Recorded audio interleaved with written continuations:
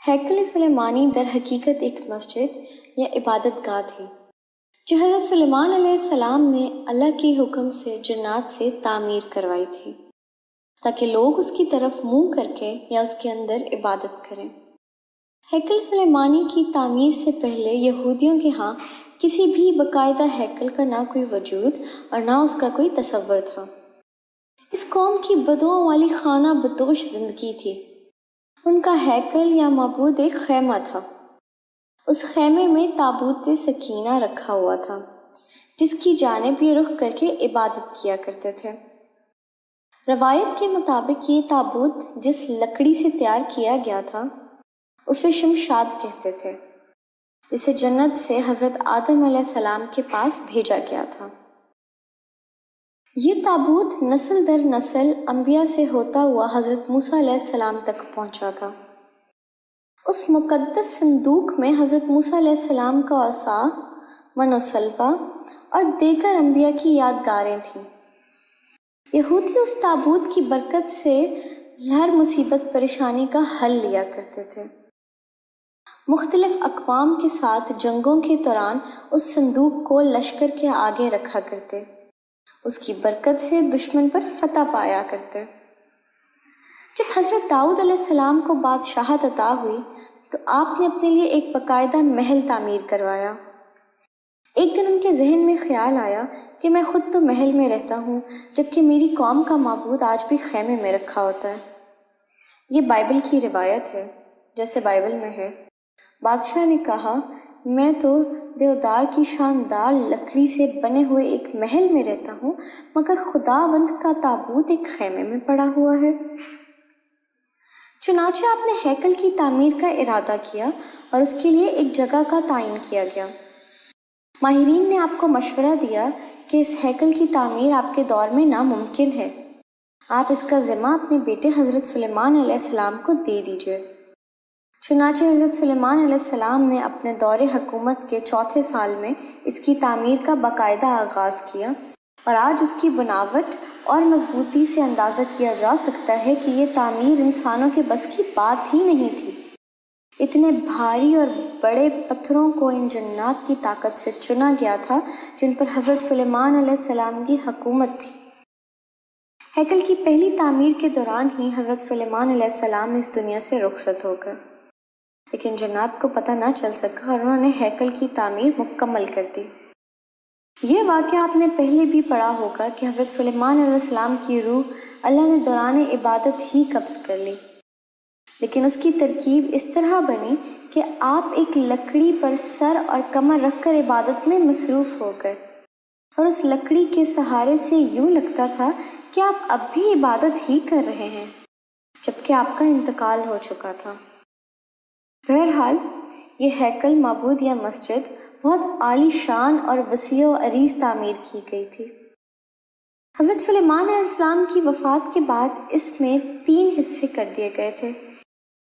بیرونی حصے میں عام لوگ عبادت کیا کرتے تھے، اس سے اگلے حصے میں علماء جو کہ انبیاء کی اولاد میں سے ہوتے ان کی عبادت کی جگہ تھی، اور اس سے اگلے حصے میں جسے انتہائی مقدس سمجھا جاتا تھا اس میں تابوت سکینہ رکھا گیا تھا۔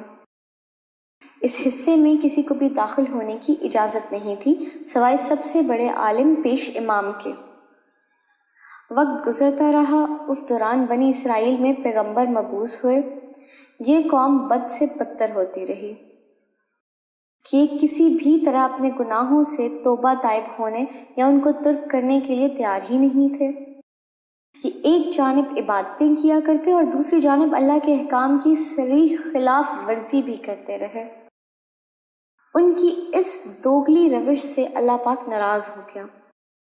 ان کے پاس ایک بہت بڑی تعداد میں انبیاء بھی بھیجے گئے، لیکن یہ قوم سدھرنے کو تیار نہ تھی، حتیٰ کہ ان کی شکلیں تبدیل کر کے بندر اور سور تک بنائی گئیں، لیکن یہ گناہوں سے باز نہ آئے۔ تب اللہ نے ان پر لعنت کر دی۔ بخت نصر نے ان کے ملک پر حملہ کیا، ان کا ہیکل مکمل طور پر تباہ و برباد کر دیا۔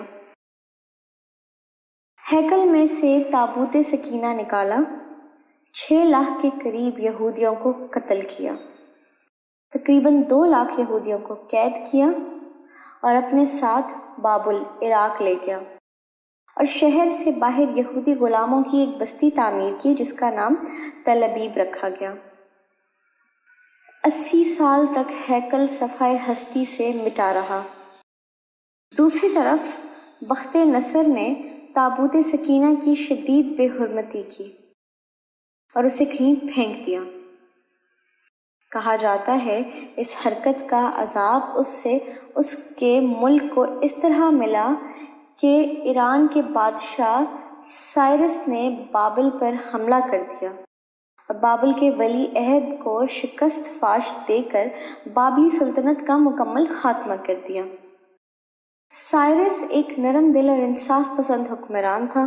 اس نے تل ابیب کے تمام قیدیوں کو آزاد کر کے ان کو واپس یروشلم جانے کی اجازت دے دی اور ساتھ میں ان کو ہیکل کے نئے سرے سے تعمیر کی بھی اجازت دے دی۔ ساتھ میں اس کی تعمیر کے لیے ہر طرح کی مدد فراہم کرنے کا وعدہ بھی کر لیا۔ چنانچہ ہیکل کی دوسری تعمیر شروع ہو گئی، لیکن تعمیر کا کام سر انجام دینے والوں کو اپنے ہم وطن دشمنوں کی اتنی زیادہ مخالفت کا سامنا کرنا پڑا کہ تعمیراتی کام جلد ہی عملی طور پر بند ہو گیا اور ڈیریس اول کے دور حکومت تک مداخلت ہی کا شکار رہا۔ اس کی حکمرانی کے دوسرے سال میں حضرت زکریا علیہ السلام نے وہاں کے گورنر رو بابل اور سردار کاہن یشاوہ کی حوصلہ افزائی کی کہ وہ ہیکل کی تعمیر ثانی کی دوبارہ کوشش کریں۔ انہوں نے مثبت رد عمل کا اظہار کیا اور پوری قوم کی پرجوش تائید اور ایرانی حکام اور بازات خود بادشاہ کے عاشیر بعد سے ہیکل ثانی اپنی اضافی تعمیرات سمیت 4.5 سال کے عرصے میں تکمیل کو پہنچا، لیکن اس بار اس میں تابوت سکینہ نہیں مل سکا۔ اس کے بارے میں آج تک معلوم نہیں ہو سکا کہ بخت نصر نے اس کا کیا کیا۔ کچھ لوگوں کا کہنا ہے کہ اس مقدس صندوق کی مزید توہین سے بچانے کے لیے اسے اللہ پاک کے حکم سے کسی محفوظ مقام پر معجزانہ طور پر چھپا دیا گیا جس کا کسی انسان کو علم نہیں، لیکن یہودی اس کی تلاش میں پورے قاہرہ ارض کو کھود ڈالنا چاہتے تھے۔ ایک اور دلچسپ بات، عام طور پر تاریخ دان ہیکل کے 2 دفعہ تعمیر اور 2 دفعہ تباہی کا ذکر کرتے ہیں۔ تاریخ کے مطالعے سے ایک بات سامنے آئی ہے کہ ایسا نہیں، اس ہیکل کو 3 بار تعمیر کیا گیا، لیکن اس کے ساتھ بھی ایک دلچسپ کہانی وجود میں آئی۔ ہیروڈس بادشاہ، جو کہ حضرت عیسیٰ علیہ السلام کی پیدائش سے چند سال پہلے کا بادشاہ ہے، اس نے جب اس کی بہتر طریقے سے تعمیر کی نیت کی تو یہودیوں کے دل میں ایک خوف پیدا ہوا کہ اگر اسے نئی سرے سے تعمیر کے لیے گرایا گیا تو دوبارہ تعمیر نہیں ہوگا۔ ہیروڈس نے ان کو بہلانے کے لیے کہا کہ وہ صرف اس کی مرمت کرانا چاہتا ہے، اسے گرانا نہیں چاہتا۔ چنانچہ اس نے ہیکل کے ایک طرف کے حصے کو گرا کر اس کی تبدیلی کے ساتھ اور کچھ وسیع کر کے اسے تعمیر کروایا۔ یہ طریقہ کامیاب رہا اور یوں یہودیوں کی عبادت میں خلل ڈالے بغیر تھوڑا تھوڑا کر کے ہیکل گرایا جاتا اور اس کی جگہ نیا اور پہلے سے مختلف ہیکل وجود میں آتا رہا۔ یہ کام 18 ماہ میں مکمل ہوا اور یوں تیسری بار ہیروڈس کے ذریعے ایک نیا ہیکل وجود میں آیا۔ کچھ عرصے بعد حضرت عیسیٰ علیہ السلام کا ظہور ہوا۔ اللہ کے اس رسول پر ایک بار پھر یہودیوں نے حسب معمول مظالم کے پہاڑ توڑنے شروع کر دیے۔ دراصل وہ اپنے مسیحا کے منتظر تھے جو دوبارہ آ کر ان کو پہلے جیسی شان و شوکت عطا کرتا۔ حضرت عیسیٰ علیہ السلام کے مصلوب ہونے کا واقعہ پیش آیا۔ آپ کے مصلوب ہونے کے 80 سال بعد ایک بار پھر یہودیوں پر اللہ کا عذاب نازل ہوا۔ اس بار اس عذاب کا نام ٹائٹس تھا۔ یہ رومی جرنیل بابل کے بادشاہ بخت نصر سے بھی زیادہ ظالم ثابت ہوا۔ اس نے ایک دن میں لاکھوں یہودیوں کو تہہ تیغ کر دیا۔ اس نے ہیروڈس کے بنائے ہوئے عظیم الشان ہیکل کی اینٹ سے اینٹ بجا دی اور یہودیوں کو ہمیشہ کے لیے یروشلم سے نکال باہر کیا۔ یہودی پوری دنیا میں بکھر کر اور رسوا ہو کر رہ گئے۔ کم و بیش 1800-1900 سال تک بھٹکنے کے بعد برطانیہ نے جب فلسطین پر قبضہ کیا تو ساتھ ہی ایک ناجائز بچے اسرائیل کو فلسطین میں جنم دے دیا، اور یوں صدیوں سے دھکے کھانے والی قوم کو ایک بار پھر اس ملک اسرائیل میں اکٹھے ہونے رہنے کی اجازت مل گئی۔ لیکن یہ قوم اپنے ہزاروں سال پرانی گندی فطرت سے باز نہ آئی، یہ برطانیہ کے جنم دیے ہوئے اسرائیل تک محدود نہ رہے، ایک بار پھر ہمسایہ ممالک کے لیے اپنی فطرت سے مجبور ہو کر مصیبت بننے لگے۔ 5 جون 1975 کو اس نے شام کے گولان کی پہاڑیوں پر قبضہ کر لیا اور 1978 سن میں اردن کے مغربی کنارے پر قابض ہو کر اسی سال مصر کے علاقے پر بھی کنٹرول کر لیا، اور آج اس قوم کی شرارتیں اور پھرتیاں دیکھ کر اندازہ ہوتا ہے کہ یہ آج سے 2-3 ہزار سال پہلے بھی کس قدر سازشی رہے ہوں گے، جس کی وجہ سے اللہ نے ان پر لعنت کر دی تھی۔ مسلمان ممالک کی ناسمجھی اور بزدلی کی وجہ سے اب اس نے پوری دنیا کے مسلمان ممالک میں آگ لگا کر رکھ دی ہے۔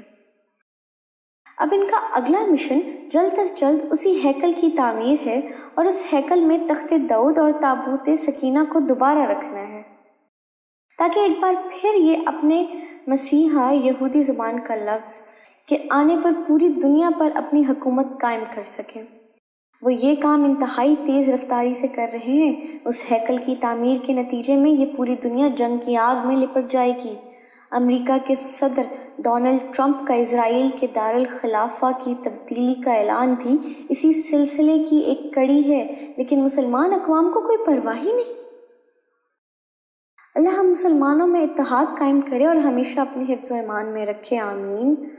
حضرت عمر رضی اللہ عنہ نے اس سرزمین کو فتح کیا تو رومیوں کا کلیسا سے کچھ فاصلے پر دعا فرمائی، جہاں مسجد اقصیٰ کی تعمیر کی گئی۔